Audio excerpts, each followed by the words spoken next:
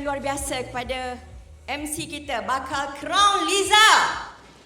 Okay, saya crown NJ dan saya nak berkongsi dengan anda, mungkin boleh record sebab ini ada pengalaman saya sendiri, bagaimana healing dan misi melolong ramai hidup lebih berkualiti. Sebab kebanyakan orang yang ada kanser, dia rasa macam dah tak ada, no life. At the end is about kematian, betul tak? Tapi sebenarnya masih ada harapan. Next. Okey, saya dulu bekerja, stres. Ini sebenarnya reminder bagaimana kanser tu saya dapat. Sebab hidup saya memang sangat stres.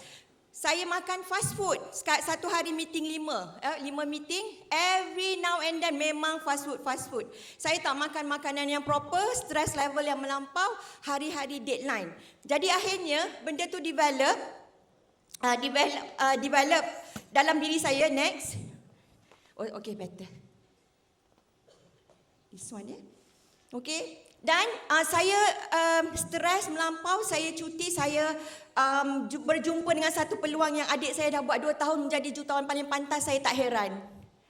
Sebab bukan saya kaya, tak. Saya dah selesa dengan kerjaya, saya adalah rumah, kereta. Tapi bukan kaya pun.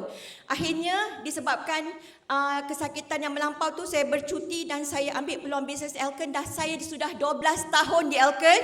Dan ini adalah pencapaian yang saya dapat di Elkon. Luar biasa, beri tepukan kepada Elkon.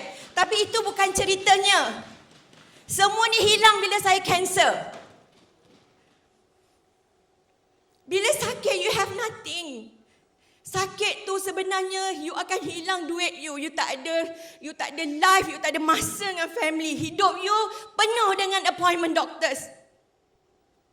Jadi saya minta kepada anda yang berada dalam dewan ini, tolong sebarkan kebaikan yang ada di Elkon, yang kita ada. Jangan jadi pendosa. Itu poin penting yang saya nak sampaikan pada hari ini. Semua hilang bermula pada Rom, Itali. Saya sakit yang melampau masa tu. Melampau kesakitan macam kalau orang bersalin 10/10. Sakit saya masa tu 9.